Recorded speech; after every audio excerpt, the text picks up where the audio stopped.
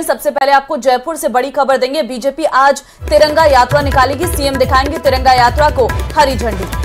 तो बीजेपी प्रदेश अध्यक्ष भी इस दौरान मौजूद रहने वाले हैं। सुबह 11 बजे अल्बर्ट हॉल से यात्रा निकलेगी। सेना का मनोबल बढ़ाने के उद्देश्य से दरअसल ये यात्रा निकाली जा रही है। तो पहलगाम हमले के बाद किस तरीके से भारत ने एक्शन लिया है और किस तरीके से सर्जिकल स्ट्राइक करके भारत को सफलता हासिल हुई और पाकिस्तान को उसने कदमों पर झुका दिया है, तिरंगा यात्रा के जरिए इन सभी के बारे में बताया जाएगा। सेना का मनोबल बढ़ाने का कार्य इसके जरिए किया जाएगा और इसी उद्देश्य से ये तिरंगा यात्रा निकाली जा रही है।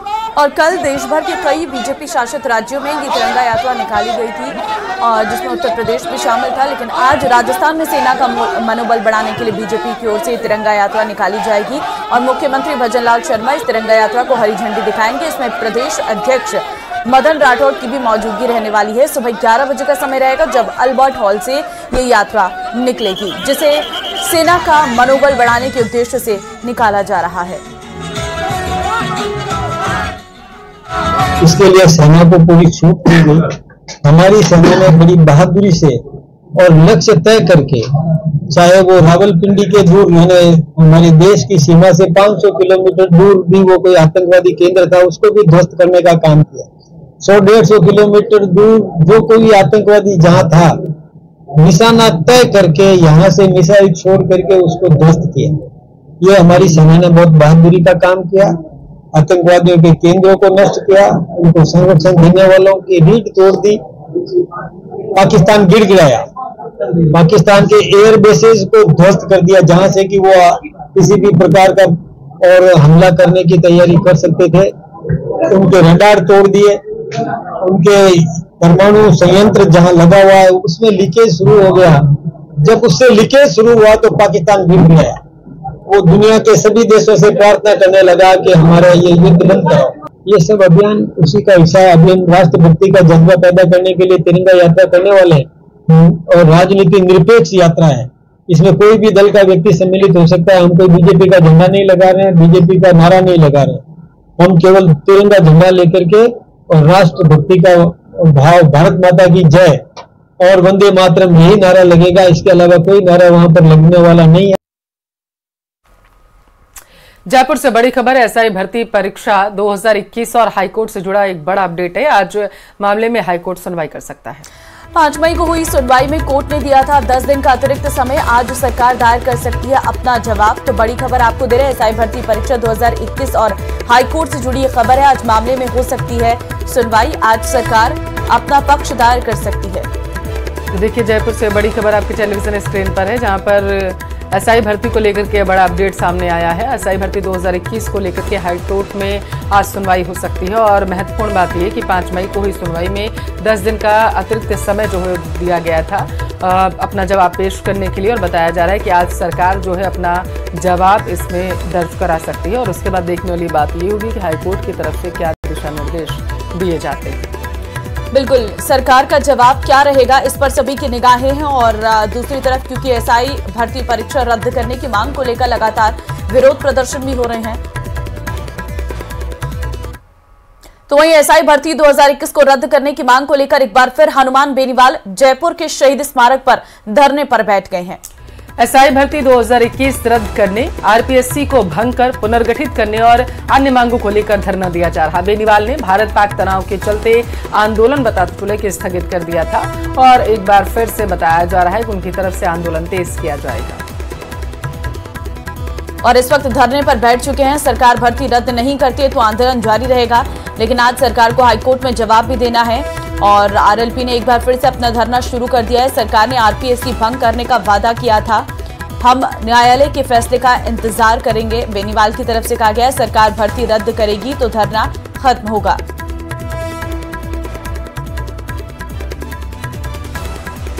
आरएलपी ने रीट को लेकर और अन्य पेपरों को लेकर प्रदर्शन किया और एसआई का मामला लोकसभा के अंदर भी हमने मजबूती से उठाया और ये लगातार आपके सामने बैठे हैं। हमारी एक ही मांग है कि जब एसओजी कह चुकी है कोर्ट के अंदर, डबल एजी कह चुके हैं, पीएचक्यू कह चुके हैं, सब कमेटी मंत्रियों की कह चुकी है, तो फिर तकलीफ की जगह है क्या एक मंत्री के और कुछ ब्यूरोक्रेट भारी पड़ रहे हैं सरकार पे कि कुछ अपने रिश्तेदारों को और कुछ महिला मित्रों को बचाने के लिए वो भर्ती रद्द नहीं होने दे रहे हैं। और राजस्थान का जो कलंक लगा माथे पे, आगे इस कलंक को कौन मिटाएगा। इसलिए हम सब सड़कों पे 2 आरपीएफ के मेंबर पकड़े गए, क्योंकि उनकी कौम के नेता नहीं है। उनकी कौम के अगर 5-5 नेता होते हैं ना तो उनको भी कोई नहीं पकड़ा, नेता सीधे हैं, ये बेचारे जेल के अंदर है। एक भी बड़े चेयरमैन को क्यों नहीं पकड़ा? शिव सिंह राठौड़, संजय सोत्री, भूपेंद्र यादव, उससे पहले के चेयरमैन, उससे पहले के चेयरमैन। हमने तो कहा 15 साल की जांच कराओ, किस चेयरमैन के कितने रिश्तेदार नौकर है, उनके 12th में कितनी परसेंटेज है, 10th में कितनी है, ग्रेजुएशन 3rd डिवीजन से और टॉप 10 के अंदर आ रहे हैं। कैसे भाई बताओ तो सही, इतना दिमाग एकदम से कैसे लाया 2-2 साल के अंदर?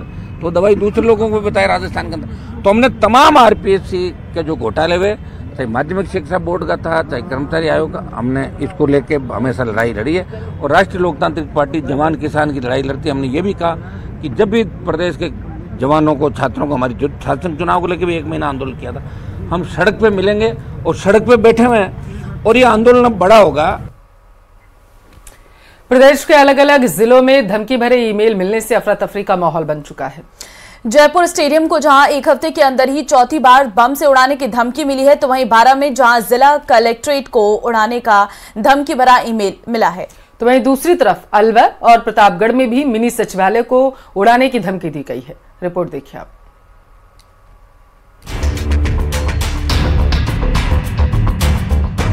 प्रदेश में धमकी भरे ईमेल से दहशत।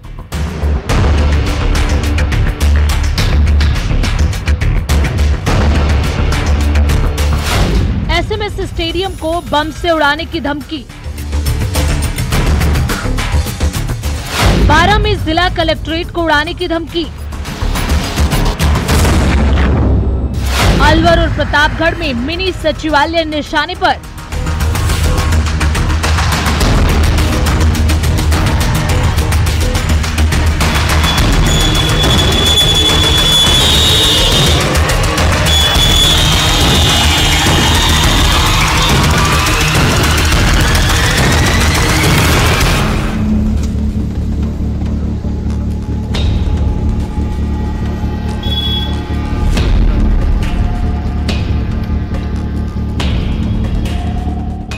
धमकी भरे ईमेल ने प्रशासन के हाथ पांव फुला दिए हैं। सर्च ऑपरेशन चलाया जा रहा है, लेकिन अब तक किसी भी तरह की विस्फोटक सामग्री नहीं मिली है। बात जयपुर के एसएमएस स्टेडियम की करें तो इसे हफ्ते के अंदर 4 बार बम से उड़ाने की धमकी मिल चुकी है। स्पोर्ट्स काउंसिल को भेजे गए ईमेल में उसे बम से उड़ाने की धमकी दी गई, जिसके बाद स्टेडियम को खाली कराया गया। राजस्थान स्टेट स्पोर्ट काउंसिल को ये पूरा जो है धमकी भरा मेल मिला है। इस मेल के बाद में तमाम एजेंसीज को सचेत कर दिया गया, पूरे स्टेडियम को स्कैन किया गया। आप देख सकते हैं कि यहाँ पर आईपीएल के मैच होते हैं, 25,000 से ज्यादा लोगों का मजमा यहाँ पर लगता है और स्पोर्ट काउंसिल की ओर से सभी खेलों के हजारों खिलाड़ी डेली यहाँ पर अपनी आवाजाही करते हैं। राजस्थान स्पोर्ट काउंसिल के जो चेयरमैन हैं वो इस घटना को लगातार गंभीरता से ले रहे हैं और उन्होंने बाकायदा तमाम एजेंसीज को समय पर सूचना पहुंचवाई और इसकी पूरी जो है गहन जांच भी करवाई है। उधर बारां में जिला कलेक्ट्रेट को धमकी भरा मेल मिला, जिसमें कलेक्ट्रेट को उड़ाने की धमकी मिली, जिसके बाद कलेक्ट्रेट परिसर को तुरंत खाली कराया गया। कुछ भी कहने की स्थिति में हम नहीं है। फिलहाल निर्देश यही प्राप्त हुए हैं कि तुरंत प्रभाव से पूरे जिला कलेक्ट्रेट परिसर को खाली कर दिया जाए। तो आवश्यक संसाधन के साथ सभी कार्रवाइयां कर दी गई हैं। पुलिस प्रशासन पूरी तरह से मुस्तैद है। पुलिस बल और डॉग स्क्वाड की टीमों ने सर्च ऑपरेशन चलाया।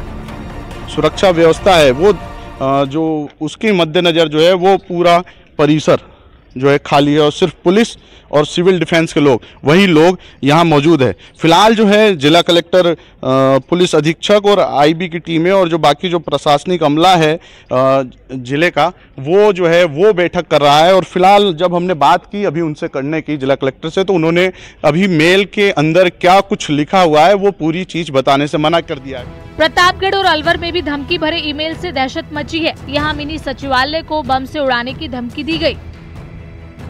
प्रतापगढ़ के मिनी सचिवालय की ऑफिशियल मेल आईडी पर अज्ञात शख्स के जरिए धमकी दी गई, जिसके बाद मिनी सचिवालय परिसर को खाली कराया गया।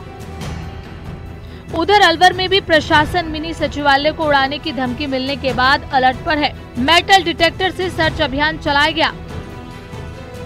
क्योंकि कंटेंट उसके सारे साउथ से रिलेटेड है, यहाँ की परिस्थिति अपने राजस्थान के किसी भी कॉन्टेक्स्ट में नहीं है और इसमें एडिशनल एसपी साहब के द्वारा भी पूरे कैंपस की सुरक्षा जांच करा ली गई है।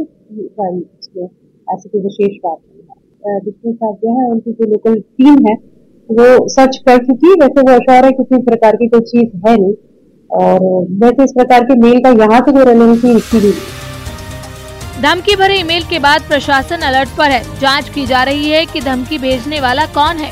हालांकि अभी तक कामयाबी नहीं मिली है, लेकिन एक साथ इतने धमकी भरे ईमेल सोचने पर मजबूर जरूर करते हैं। Bureau report, news 18 Rajasthan.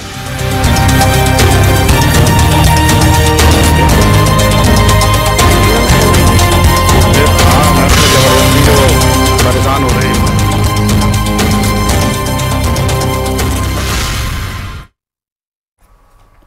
अंजाम दिया जिस वक्त संदीप चौधरी घर पर मौजूद नहीं थे। बताया जा रहा है कि कुछ दिन पहले ही नेपाली दंपत्ति को एक एजेंसी के जरिए काम पर रखा गया था। देखिए पूरा मामला इस रिपोर्ट के जरिए।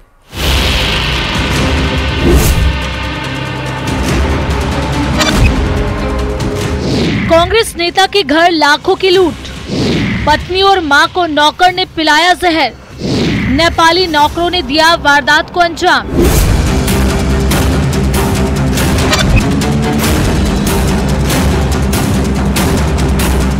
जयपुर के आनंद नगर इलाके में कांग्रेस नेता संदीप चौधरी का ये वही मकान है जिसमें बुधवार सुबह लूट की वारदात का खुलासा हुआ। परिवार का दावा है कि कुछ दिन पहले एक एजेंसी के जरिए काम पर रखे गए नेपाली नौकरों ने वारदात को अंजाम दिया। जानकारी के मुताबिक जिस वक्त लूट की वारदात को अंजाम दिया गया उस दौरान कांग्रेस नेता संदीप चौधरी की मां, बेटी और पत्नी घर पर मौजूद थे, जबकि वो खुद दिल्ली में किसी काम से गए हुए थे।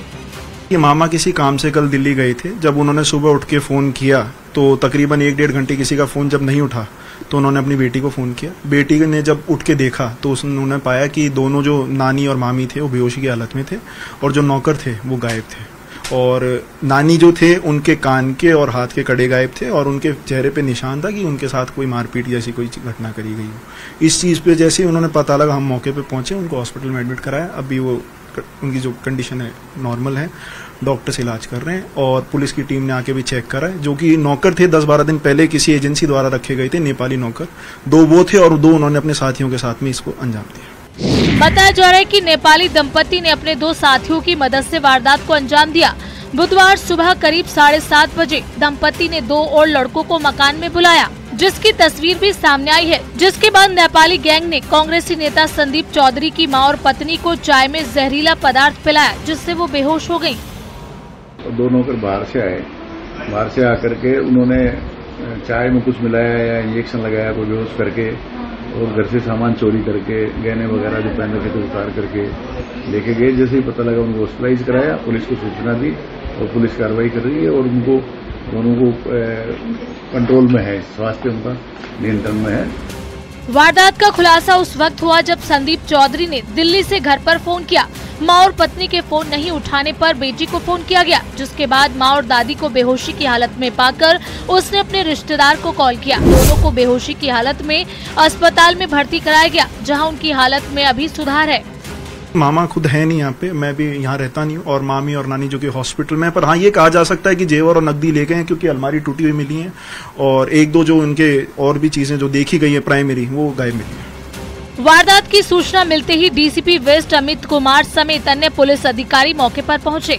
पुलिस ने जांच शुरू कर दी है। मौके पर एफएसएल की टीम ने भी सबूत इकट्ठे किए। बहरहाल सीसीटीवी के आधार पर पुलिस जल्द ही आरोपियों की गिरफ्तारी की बात कर रही है, लेकिन जिस तरीके से घरेलू नौकरों के जरिए लूट के मामले बढ़ रहे हैं, ऐसे में लोगों को सतर्क रहने की जरूरत है।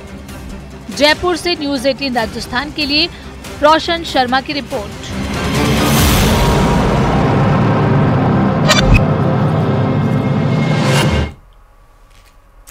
जम्मू कश्मीर के पुलवामा में आतंकियों से मुठभेड़ के मामले में अपडेट आया है। आतंकियों और सुरक्षा बल के बीच एनकाउंटर जारी है। पुलवामा में 2 से 3 आतंकियों की छिपे होने की खबर है। सुरक्षा बलों ने पूरे इलाके को घेर लिया है। जम्मू कश्मीर के पुलवामा से खबर सामने आ रही है, जहां पर 2 से 3 आतंकियों के छिपे होने की खबर है और इसी दौरान आतंकी और सुरक्षा बलों के बीच एनकाउंटर लगातार जारी है और लगातार सफलता जो है वो यहां पर पाने के लिए सुरक्षा बल लगातार पूरे इलाके की घेराबंदी करते हुए नजर आए हैं।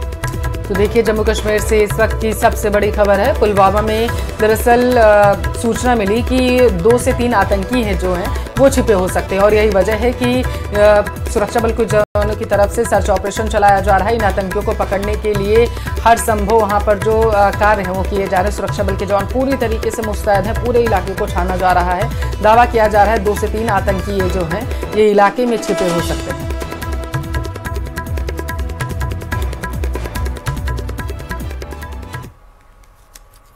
और वहीं इंदौर में मंत्री विजय शाह पर एफआईआर दर्ज हो गई है। महू के मानपुर थाने में ये एफआईआर दर्ज हुई है। तो आपको बता दें, कर्नल सोफिया कुरैशी पर विवादित बयान दिया गया था। इनके जरिए हाईकोर्ट के आदेश के बाद एफआईआर दर्ज की गई है। तो ये बड़ी खबर आपके टेलीविजन स्क्रीन पर। कर्नल सोफिया पर बताया जा रहा है कि विवादित बयान दिया था इंदौर के मंत्री शाह ने, और उसके बाद से लगातार उन पर जो है विपक्ष हमलावर था।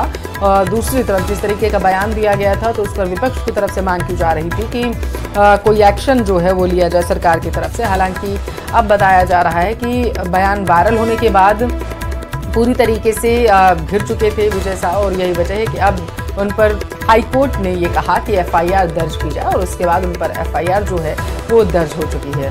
तो ये इस वक्त की बड़ी खबर आपके टेलीविजन स्क्रीन पर। दरअसल एक कार्यक्रम में शामिल हुए थे इंदौर के मंत्री, और इसी दौरान विजय शाह ने कुछ ऐसा बोल दिया जिसकी वजह से सोशल मीडिया पर तेजी से उनका बयान वायरल होने लगा। ये बयान जो था ये कर्नल सोफिया कुरैशी को लेकर के था, और इसके बाद से उनकी जो है टिप्पणी को लेकर के लगातार उन्हें घेरा जा रहा था, और यही वजह है कि उन पर एफआईआर दर्ज की गई है। कार्रवाई की मांग है। भारत सरकार ने सिंधु नदी का पानी रोका तो पाकिस्तान घुटने पर आ चुका है। भारत के फैसले से हताश पाकिस्तान ने औपचारिक रूप से मोदी सरकार से अपील की है कि इस फैसले पर पुनर्विचार करें। पाकिस्तान के जल संसाधन मंत्रालय के सचिव सैयद अली मुर्तजा ने भारत के जल शक्ति मंत्रालय के सचिव को चिट्ठी लिखी है और बातचीत की पेशकश की है। अनुरोध किया है कि इस संवेदनशील फैसले पर दोबारा विचार किया जाए, लेकिन भारत इस बार नरमी बरतने के मूड में नजर नहीं आ रहा है। और उसी वजह से पाकिस्तान के प्रधानमंत्री शहबाज शरीफ से लेकर विदेश मंत्री इसहाक डार तक बौखला गए थे, क्योंकि सिंधु समझौता सस्पेंड करने से पहले भारत पाकिस्तान को बांध के गेट खोलने और बंद करने की जानकारी साझा करता था। लेकिन पहलगाम में हुए आतंकी हमले के बाद पूरी कहानी ही पलट गई थी। भारत ने पाकिस्तान को सबक सिखाने के लिए नदियों का पानी रोक दिया था, जिसकी वजह से पाकिस्तान में चिनाब नदी का जल स्तर कम हो गया था और नदी सूखने लग गई थी। इसके बाद भारत ने बिना बताए पानी छोड़ दिया, जिसकी वजह से पाकिस्तान के पंजाब प्रांत में चिनाब नदी के किनारे बसे जिलों में बाढ़ जैसे हालात पैदा हो गए थे। इसके बाद एक बार फिर भारत ने चिनाब नदी के ऊपर बने बगलिहाट डैम के गेट बंद कर दिए और पाकिस्तान को पानी के लिए तरसा दिया, जिसकी वजह से पाकिस्तान के सामने पानी का संकट खड़ा हो गया। बढ़ते आगे, अमेरिकी अखबार न्यूयॉर्क टाइम्स ने पाकिस्तान के झूठ का पर्दाफाश किया है।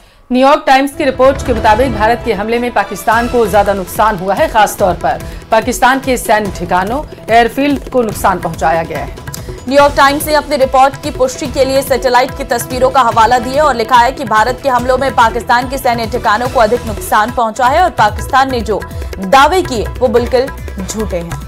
पाकिस्तान के दावों की पुष्टि के लिए न कोई सैटेलाइट की तस्वीरें हैं और न ही भारत की जमीन पर इसका कोई असर दिखाई दे रहा है। इस रिपोर्ट में ये दावा किया गया है।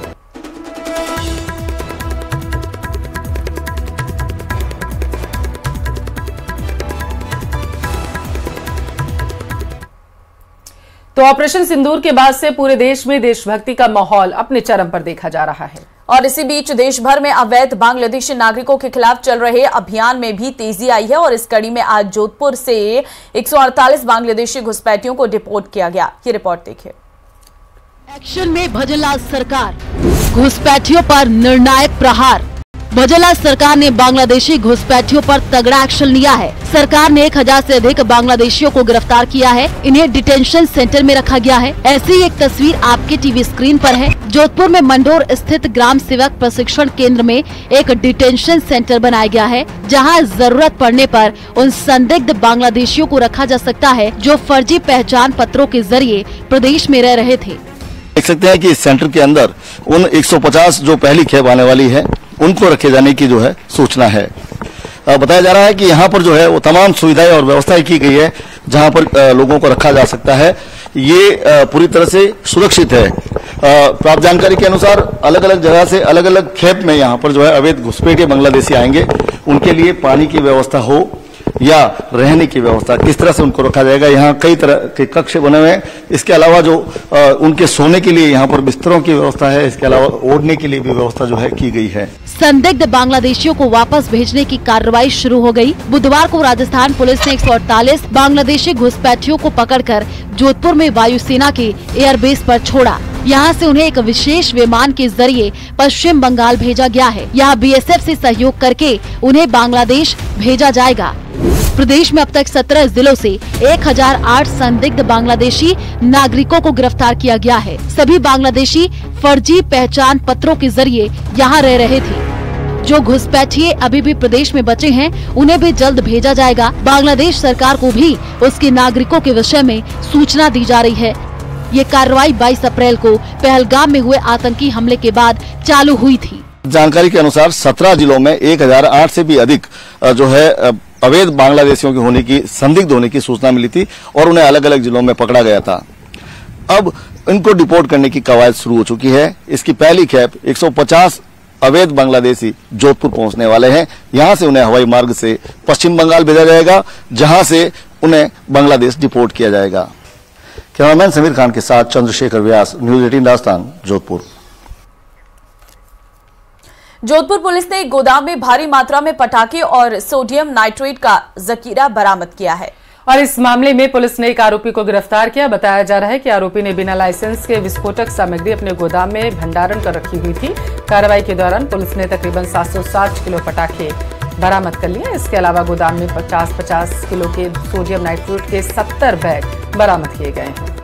कार्रवाई के दौरान पुलिस ने आरोपी यासिन अंसारी को गिरफ्तार किया है। फिलहाल पुलिस आरोपी से पूछताछ कर रही है। जानकारी के मुताबिक आरोपी ने बिना लाइसेंस विस्फोटक का भंडारण कर रखा था। दरअसल अंसल प्लाजा के पीछे की गली में एक जूते के शोरूम में आग लग गई थी। आग फैलने की वजह से बताया जा रहा है कि पुलिस ने इस गोदाम को खुलवाया तो विस्फोटक का जखीरा यहां से बरामद हुआ है। पुलिस भी इसे देखकर पूरी तरीके से हैरान रह गई है। फिलहाल के लिए कार्रवाई की जा रही है पुलिस की तरफ से।